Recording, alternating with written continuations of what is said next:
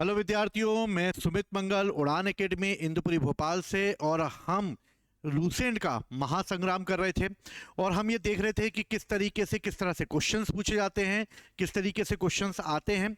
हम जो ये लूसेंट का महासंग्राम लेकर आए हैं, अगर आपको इसमें कोई भी सुझाव देना है तो आप सुझाव दे सकते हैं।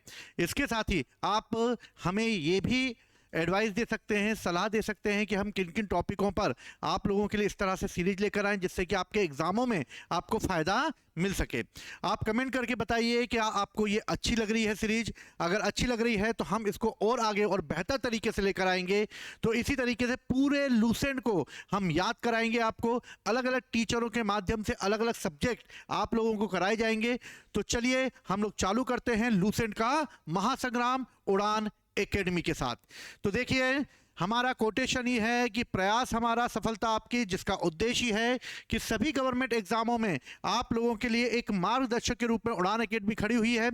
यूपीएससी, एसएससी, व्यापम, रेलवे सभी कॉम्पिटिटिव एग्जामों के लिए वो आपको तैयारी कराती है। इसके अलावा ही उड़ान एकेडमी की टीम है जो कि आपको समय समय पर जो है अदर कॉम्पिटिटिव एग्जामों के लिए तैयार करती है।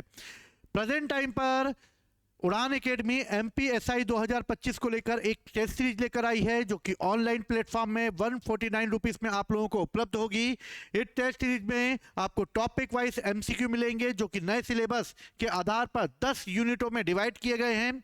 15 एफएलटी मिलेंगी, प्रीवियस ईयर के पेपर मिलेंगे जो 2016 और 2017 में एमपीएसआई के हुए थे। इन्हें डिवाइड किया गया है जिससे कि आपकी तैयारी बेहतर हो सके। हिंदी और इंग्लिश को इसमें अलग किया गया है क्योंकि पुराने पेपर में हिंदी और इंग्लिश आती थी। करेंट अफेयर्स के क्वेश्चन इसमें आपको मिलेंगे और 800 प्लस एमपी जीके के प्रीवियस ईयर के पेपर भी आप लोगों को अवेलेबल हो जाएंगे।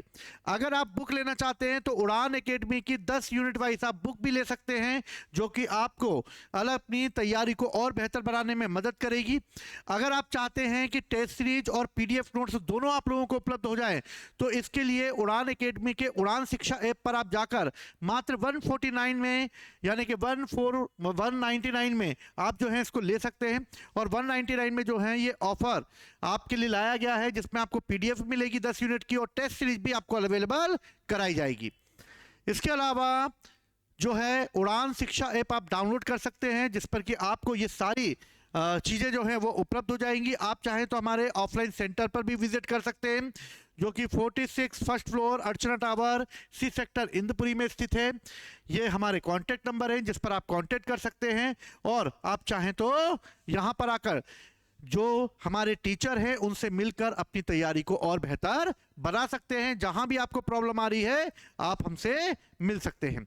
चलिए हम लोग चालू करते हैं उड़ान एकेडमी का द्वारा लाया गया लूसेंट का महासंग्राम और देखते हैं कि आखिर क्या क्या चीजें एग्जाम के पॉइंट ऑफ व्यू से मजबूत है। देखिए, हमने पिछली क्लासेस में जो पढ़ा और पिछली क्लासेस में मैंने आप लोगों को वो चीजें बताई थी जिसके तहत कई चीज़ें जो हैं वो आप लोगों के लिए फ़ायदेमंद रही होंगी। आशा करता हूं कि आप लोगों को और बेहतर तरीके से समझ में आया होगा। तो चलिए हम सेकेंड यूनिट पर आ जाते हैं जिसका नाम है प्री हिस्टोरिकल यानी कि प्राग ऐतिहासिक काल। देखिए, कई चीज़ों को समझ में नहीं पाते लेकिन मैं आपको बहुत ही इजी तरीके से इसको समझाऊंगा कि बहुत डर जो है आपका इससे निकल जाएगा। बहुत इजी टॉपिक है, ठीक है। चलिए, इतिहास का विभाजन यानी कि इतिहास को हम किसी ना किसी तरीके से तो पढ़ेंगे, ठीक है। तो इतिहास के विभाजन को प्राग ऐतिहासिक यानी कि प्राक इतिहास या प्री हिस्टोरी या आद्य ऐतिहासिक काल प्रोटो हिस्टोरी और इतिहास यानी हिस्ट्री जैसे 3 भागों में डिवाइड किया जाता है। ठीक है भैया, ये डिवाइड कर दिया आपने, बहुत अच्छी है बात करी आपने, हमें खुशी हुई। देखिए, इतिहास को समझने के लिए सबसे जरूरी है कि हमारे पास इतिहास को जानने के लिए कुछ ना कुछ एविडेंस होना चाहिए। भैया, बिना एविडेंस के हम इतिहास कैसे लिखेंगे?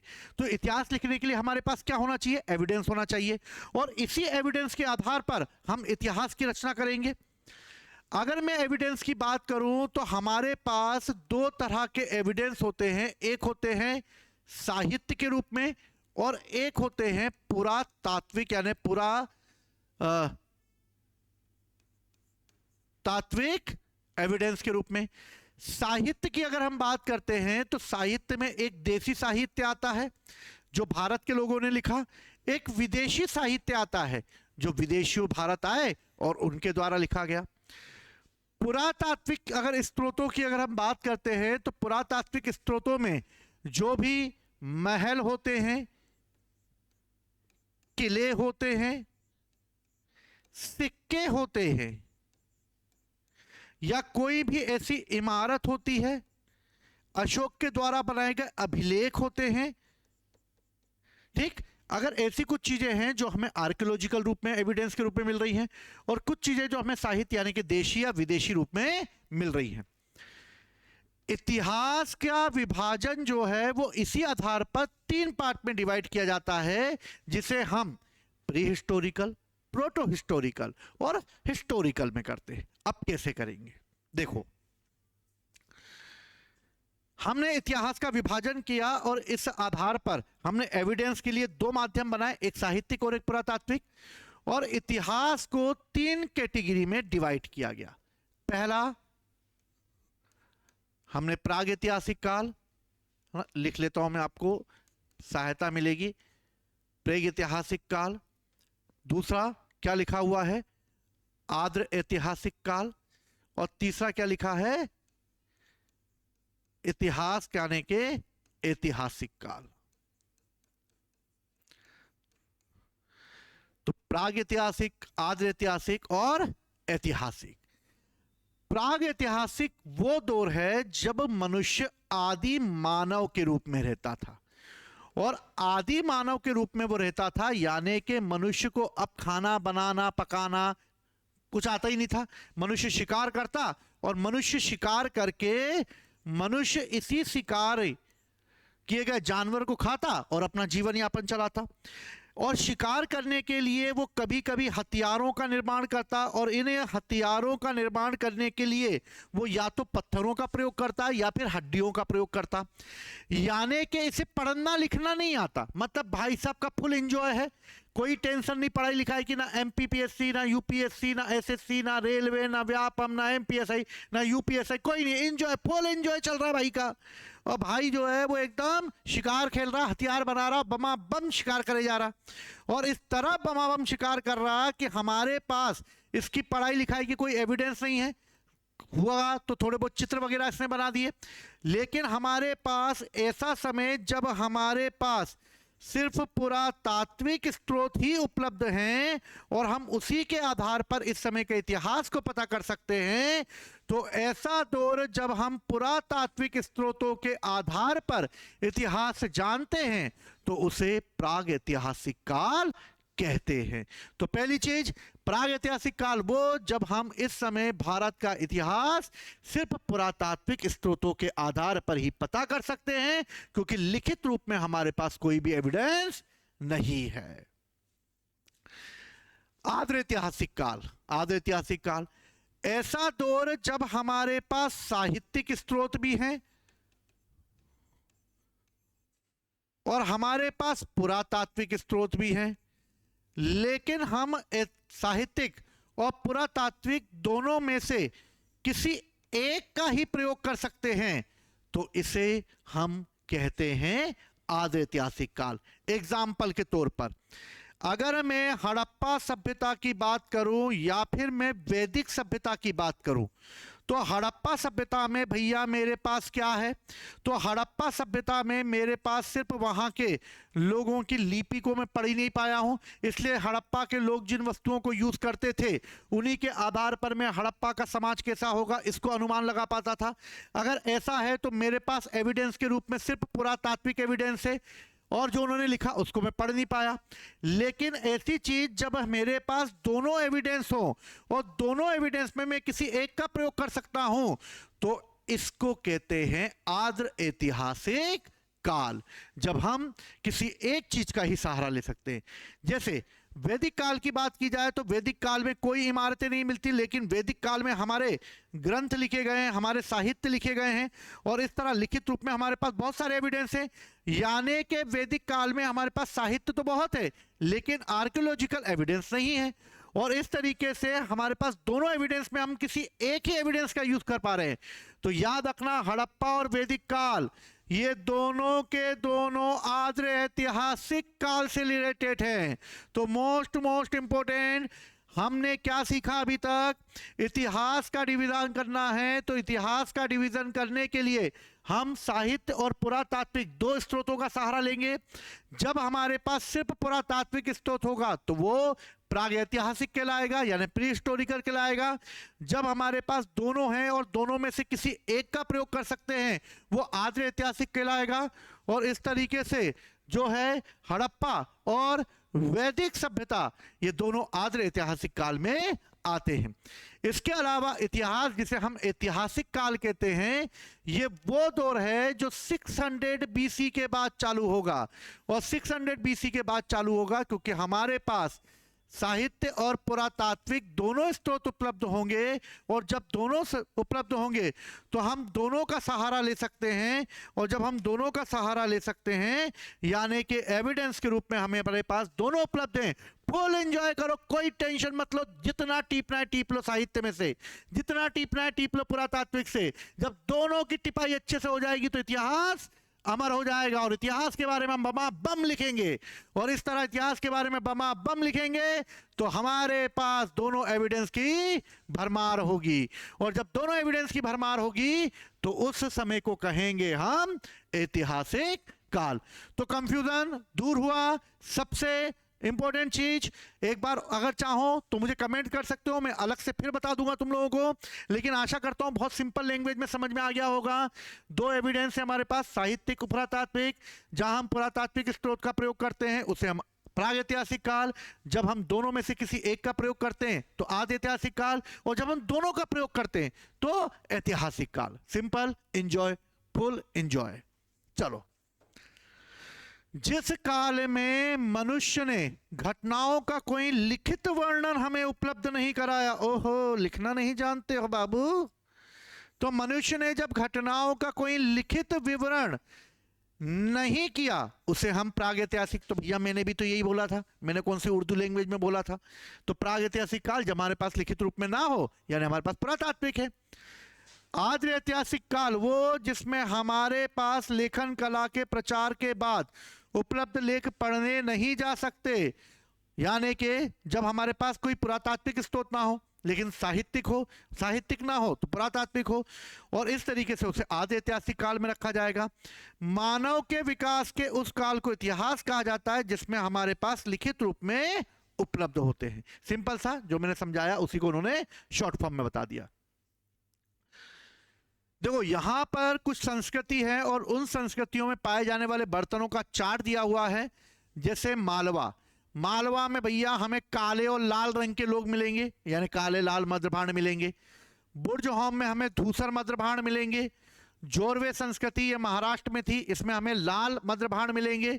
साउथ पाषाण में चमकीला मिलेगा और पूर्वी नवपाषाण में भूरा लाल मिलेगा। तो इसको आप याद कर सकते हैं अपने तरीके से इसको बना सकते हैं। ठीक है, चलो आगे बढ़ते हैं। हम लोग आगे बढ़ते हैं तो भैया आगे बढ़कर हमें पता चलता है कि मनुष्य जो है वो धीरे धीरे बुद्धि आ जाएगी और आपके जैसा बुद्धिमान होने लगेगा। जब आपके जैसा बुद्धिमान होने लगेगा तो वो ज्ञानी मानव हो जाएगा। और ज्ञानी मानव पहला जो था वो था होमो सेपियंस। और होमो सेपियंस को पहला बुद्धिमान व्यक्ति माना जाता है जो लगभग आज से 30 से 40 हजार वर्ष पूर्व इस धरती पर आया होगा। और 30 से 40 हजार वर्ष पहले जब ये आया तो इसी ने इसके बारे में हमें जानकारी पता चली। ठीक, याद रखना इसको। ठीक है, सुबह का समय है, 8 बज रही है। ठीक है, तो ठंड है आज।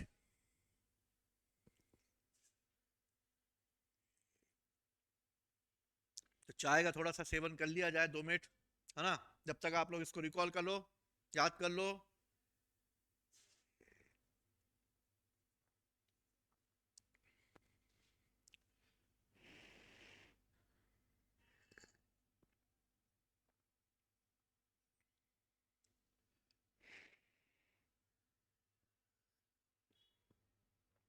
ठीक है, ठंड आ चुकी है ना।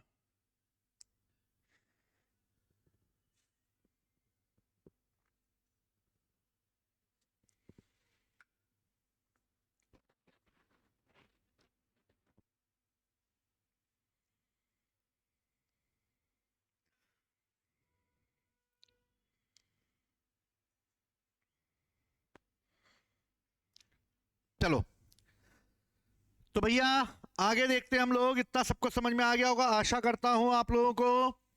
चलो भैया क्या पूछ रहा है। अच्छा, ज्ञानी मानव पे बात कर रहे थे हम लोग। तो भैया सबसे ज्ञानी मानव कौन है? होमोसेपियंस। तो देखो, होमोसेपियंस पहला आदि मानव नहीं होगा। होमोसेपियंस पहला बुद्धिमान मानव होगा।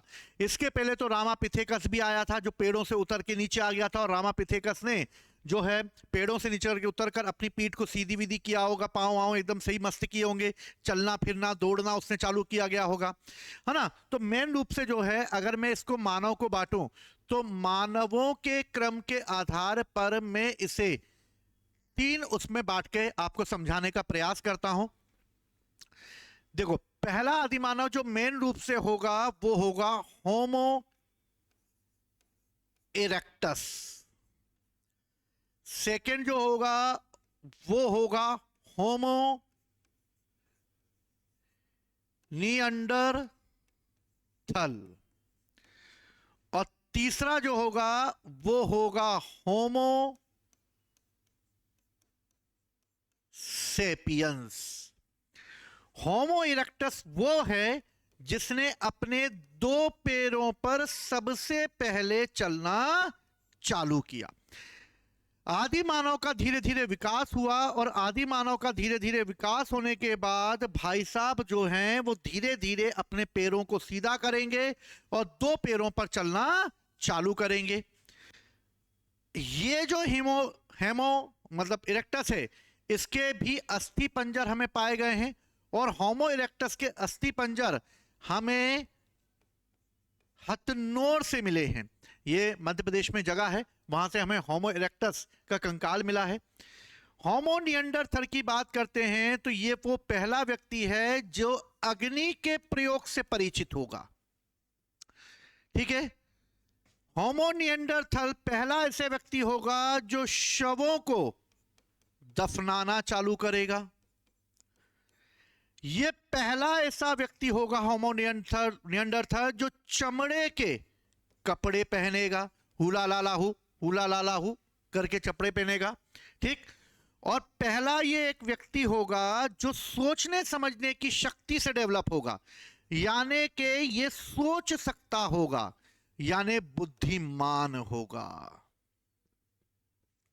और इस तरह होमो निएंडरथल ही आगे चलकर होमो सेपियंस में तब्दील होगा, और इसे ही हम प्रज्ञ यानी कि ज्ञानी मानव मानेंगे। इसे ही क्रोमेगन भी कहा जाता है। और क्रोमेगन जो है वो इसी होमो सेपियंस को कहा जाता है, जो आज से 30 से 40 हजार वर्ष पहले जो हैं वो एस्टेब्लिश्ड हुए थे। और 30 से 40 साल पहले जो हैं उन लोगों ने इस तरीके से अपने आप को डेवलप किया होगा। तो सिंपल सा ये मानवों के विकास को हमने देखा, होमो इरेक्टस, होमो निएंडरथल और होमो सेपियंस। चलो आगे बढ़ते हैं हम लोग। अब नाम की बात करते हैं तो भैया पुरा पाषाण काल जो है उसे हम तीन भागों में बांटते हैं। तो सबसे पहले हम पुरा पाषाण काल पे आते हैं। चलो भैया यहां मैं लिख देता हूं पुरा पाषाण काल। ठीक है भैया, जो कि 20 लाख वर्ष से 12,000 वर्ष के पहले के काल को कहा जाता है। ठीक है भैया, अब इस फंडे में नहीं पढ़ना है हमें कि 20 लाख से ये 12,000 सब किताबों में अलग अलग दिया होगा, इसमें हमें नहीं पढ़ना है, पर हम लूसेंट के हिसाब से देख लेते हैं। और पुरा पाषाण काल को तीन कैटेगरी में डाला गया।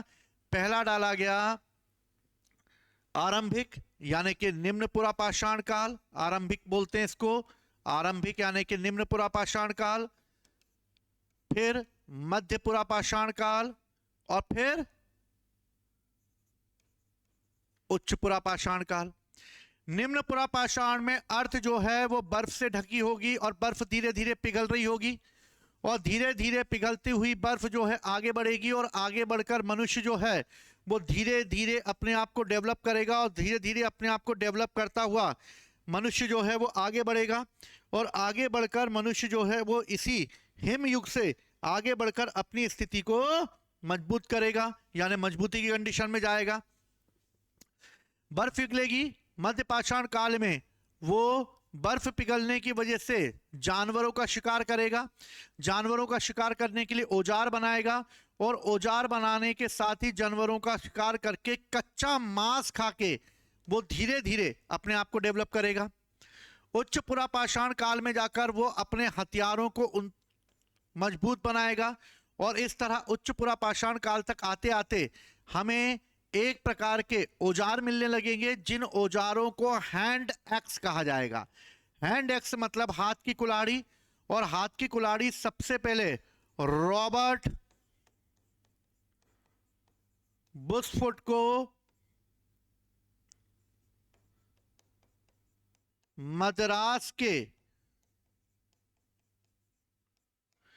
पलवरम में मिली है और मनुष्य ने इस समय सबसे पहले अपने आपको डेवलप किया होगा और अपने आप को डेवलप करते हुए मनुष्य ने हाथ की कुल्हाड़ी बनाई होगी और इस तरह रॉबर्ट बॉसफुट ने मद्रास के पलवरम नामक स्थान पर हाथ की कुल्हाड़ी प्राप्त की और हाथ की कुल्हाड़ी प्राप्त करते हुए उसने जो है मनुष्य के द्वारा प्रयोग किए जाने वाले औजार बनाए जा सके और इस तरीके से हैंड एक्स यानी हाथ की कुल्हाड़ी 1863 में प्राप्त हुई मद्रास के पलवरम से।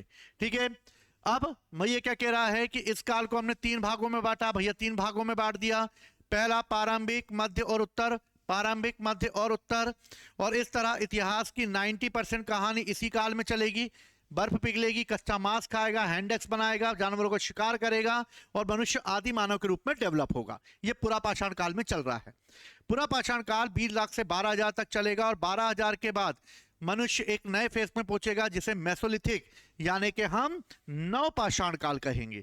ठीक है, समझ में आ रहा हो तो बताइएगा जरूर। सिंपल सी लैंग्वेज में मध्य पाषाण काल में मनुष्य आएगा और मध्य पाषाण काल में आते आते पर्यावरण में परिवर्तन होने लगेगा और पर्यावरण में परिवर्तन होने के बाद मध्य पाषाण काल में मनुष्य धीरे धीरे अपने आप को डेवलप करेगा और डेवलप करने के बाद मध्य पाषाण काल में पूरा पाषाण काल के बाद ये पूरा पाषाण काल था। पूरा पाषाण काल को हमने कितने 3 भागों में बांटा था अभी थोड़ी देर पहले। ये मध्य पाषाण काल है। अब मध्य पाषाण काल में क्या क्या परिवर्तन होगा तो देखो, मध्य पाषाण काल में वो क्या बोल रहा है कि 12,000 से लेकर 10,000 वर्ष के पहले तक का माना जाता है। इस काल में पाषाण औजार आमतौर पर बहुत छोटे होते थे, यानी मोस्ट इंपोर्टेंट ये हथियारों की बात कर रहे हैं। याद रखना, मोस्ट इंपोर्टेंट फैक्ट है, हथियारों की बात कर रहे हैं और हथियार कैसे छोटे मोटे मुन्ने राही हैं, इसलिए छोटे हथियार होने की वजह से इसे माइकोलिथ कहा गया। तो याद रखना, मध्य पाषाण काल को माइकोलिथ कहा जाता है। क्या कहा जाता है भैया मध्य पाषाण काल को? भैया ऊपर ले जाता हूं मैं जरा, थोड़ा बेहतर तरीके से समझ में आएगा। तो मध्य पाषाण काल को क्या कहा जाता है? तो मध्य पाषाण काल को माइकोलिथ कहा जाता है। क्या कहा जाता है? माइकोलिथ। छोटे हथियार बनाए जाते थे इसलिए माइकोलिथ कहा गया, इसलिए इसको लघु पाषाण यानी छोटे हथियारों की वजह से कहा गया। प्रायः इन औजारों में हड्डियों या लकड़ियों के हाशिए का और आरी जैसे औजार बनाए जाते थे, उनका प्रयोग किया जाता था और इस तरीके से मध्य पाषाण काल में इस समय जो है मुख्य रूप से छोटे हथियार बनाए जाने लगे। मध्य पाषाण काल में 12 से 10,000 के वर्ष के पीछे है बसने की प्रक्रिया प्रारंभ हो गई थी। नवपाषाण काल 10,000 से वर्ष पहले है। मेहरगढ़ की बस्ती का आरंभ लगभग 8,000 ईसा पूर्व में हुआ होगा। तो भैया मेहरगढ़ का याद रखना, मेहरगढ़ में 8,000 वर्ष पहले हुआ होगा। तो भैया हम इसको समझते हैं एक बार फिर से। आशा करता हूं कि समझ में आ रहा होगा आप लोगों को। चलो भैया चालू करते हैं दनादन।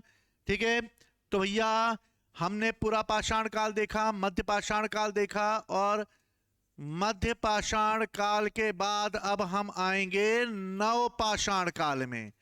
और नव पाषाण काल में आने से पहले मध्य पाषाण काल में हमने क्या क्या देखा? तो मध्य पाषाण काल में हमने देखा छोटे हथियार बनाए गए हैं, इसलिए इसे माइकोलिथ कहा गया, लघु पाषाण कहा गया। दूसरा, इसी एज में पशुओं को पालना भी चालू किया गया, यानी पशुपालन हमें मिलेगा पशुपालन, हमें दो जगह से मिलेंगे, एक मिलेगा आदमगढ़ से और एक मिलेगा बागोर से। आदमगढ़ मध्य प्रदेश में है, एमपी में है, और बागोर जो है वो राजस्थान में है। और इस तरह मध्य पाषाण काल की सबसे बड़ी साइट बागोर को माना जाता है। और इस तरह मध्य पाषाण काल में आके मनुष्य पशुओं को पालना भी प्रारंभ कर सकेगा और इस तरह पशुपालन प्रारंभ हो जाएगा। धीरे धीरे मनुष्य जो है वो आगे बढ़ेगा और आगे बढ़कर मनुष्य मध्य पाषाण काल के बाद एक और नए एज में जाएगा जिसे हम नव पाषाण काल कहेंगे। नव पाषाण काल की बात की जाए तो इसकी शुरुआत कई लोग 10,000 वर्ष पहले से मानते हैं, कई लोग 10,000 वर्ष के बाद मानते हैं। पूर्व पाषाण युग या पुरा पाषाण काल में मानव की जीविका का मुख्य आधार शिकार करना था और शिकार ही वो करता था, हम पढ़ चुके हैं, मनोरंजन के लिए करता था। अब नव पाषाण काल में क्या होगा? पहली चीज याद रखना, मनुष्य सबसे पहले एग्रीकल्चर करना चालू करेगा और एग्रीकल्चर पहले कहां किया जाएगा? मेहरगढ़ में किया जाएगा। कुछ रिसर्च बताते हैं कि लहुरा देव में सबसे पहले कृषि की गई और एग्रीकल्चर सबसे पहले जो है वो 8000 बीसी से लेके 7000 बीसी के आसपास किया गया।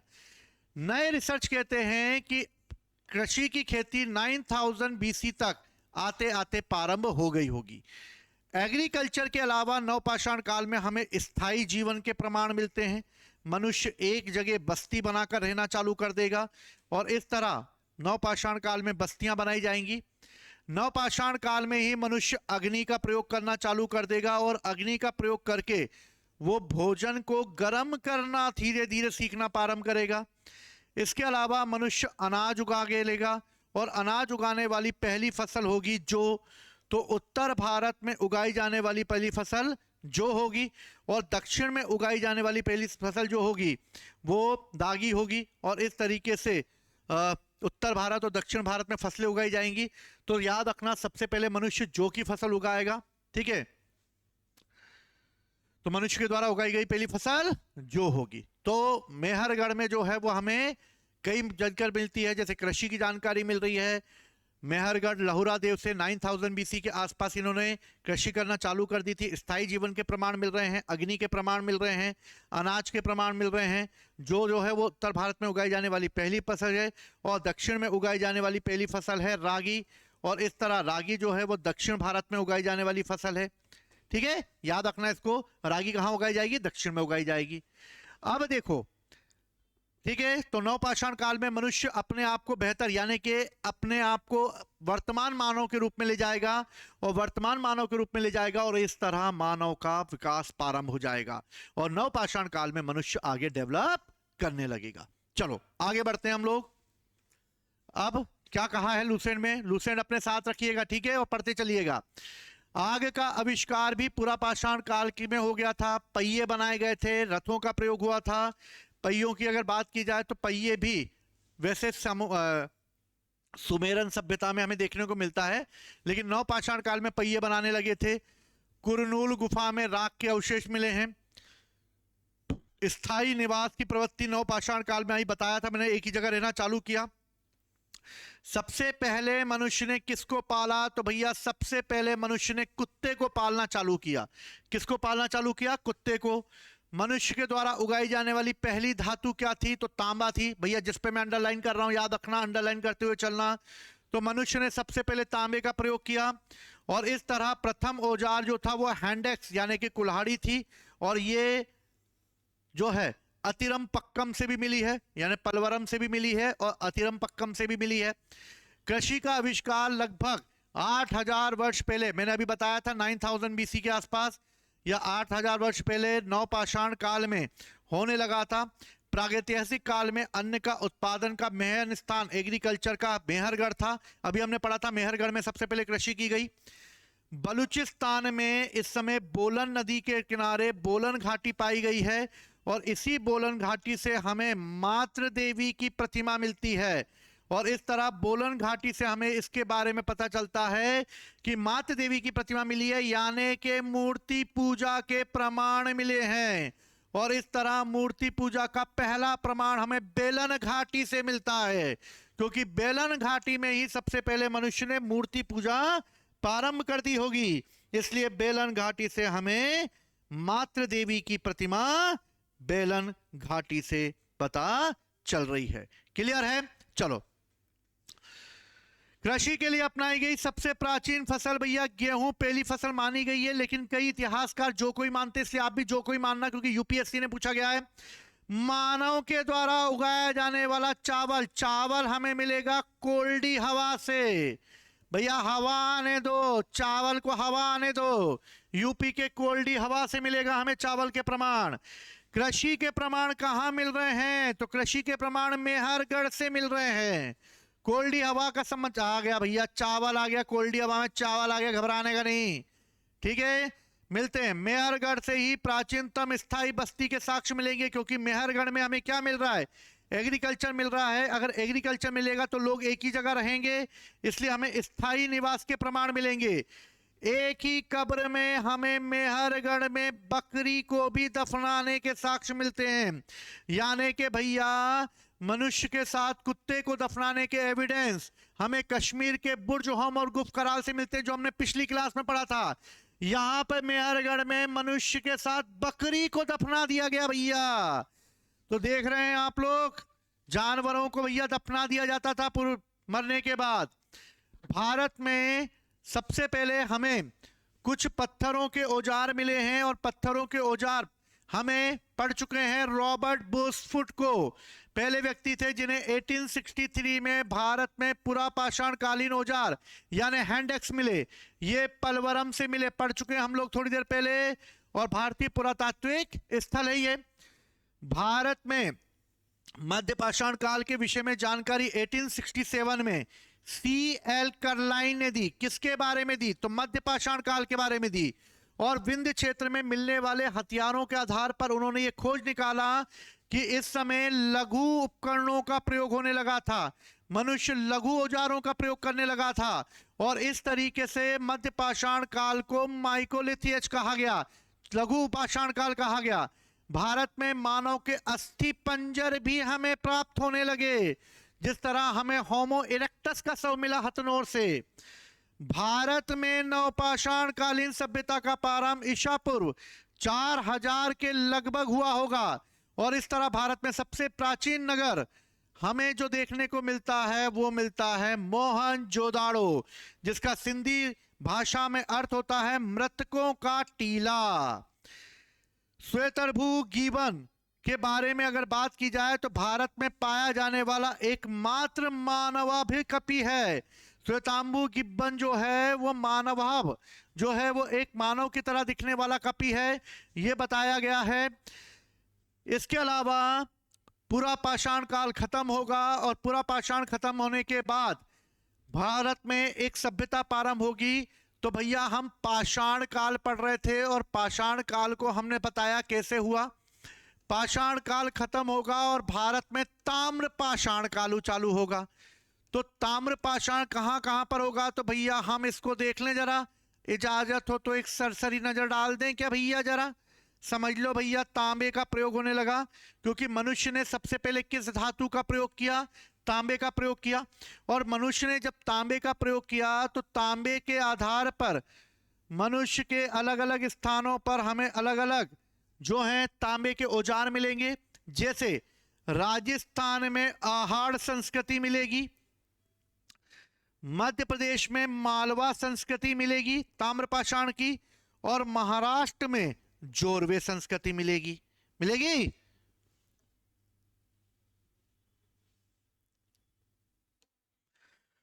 तो भैया ताम्रपाषाण काल की अगर बात की जाए तो मध्य प्रदेश में इनाम गांव, इनाम चाहिए क्या भैया? ताम्रपाषाण युग में, जिसे हम चालकोलिथिक युग भी कहते हैं, एक बड़ी बस्ती है जिसका संबंध जोरवे संस्कृति, ये आ गई जोरवे संस्कृति।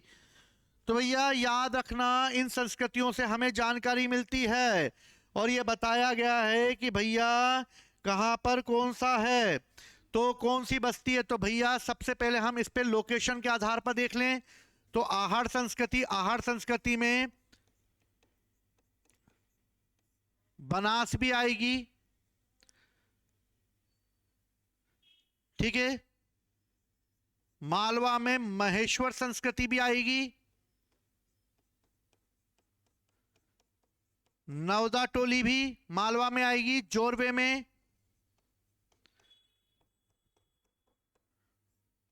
इनाम गांव आएगी। तो ये इनाम गांव ताम्रपाषाण संस्कृति जोरवे संस्कृति का उदाहरण है। तो इनाम गांव हो गया, इनाम गांव संस्कृति जो है वो इसी से रिलेटेड है। इसके अलावा हमें सबसे बड़ी ताम्रपाषाण संस्कृति इनाम गांव मिलती है। इसके अलावा हमें जो है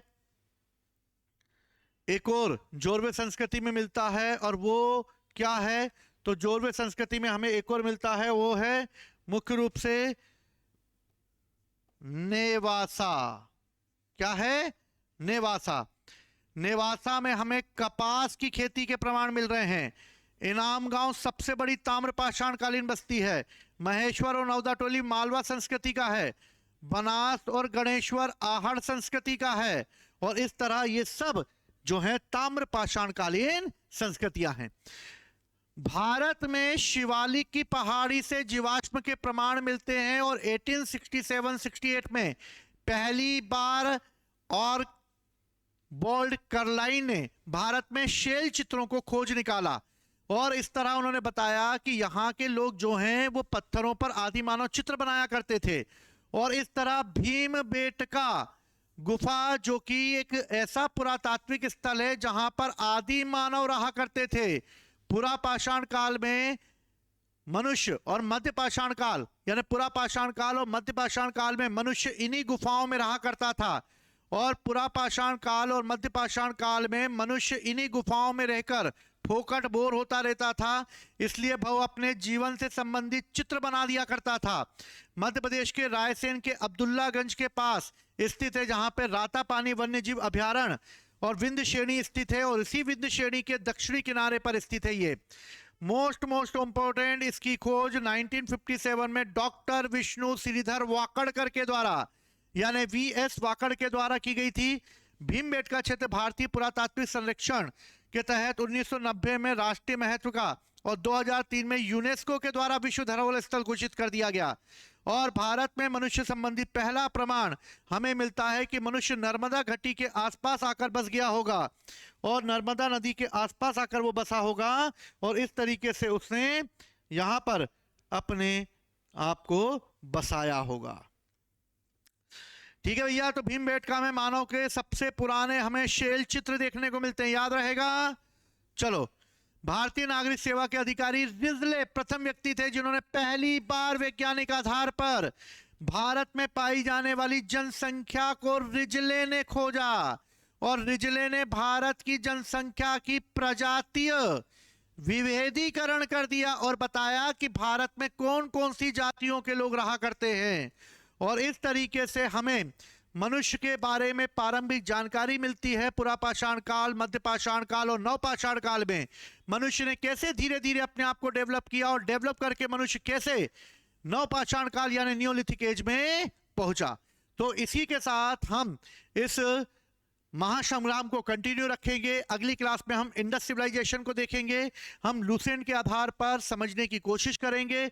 मैं आपको समझाऊंगा, लेकिन आप प्लीज कमेंट करिए, कमेंट करके जरूर बताइए कि किस तरीके से आपको समझ में आ रहा है।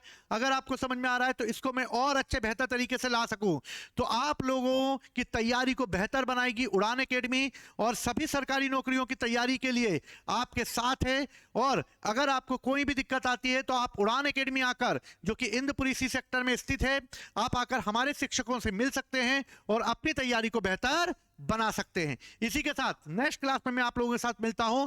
जय हिंद, जय भारत।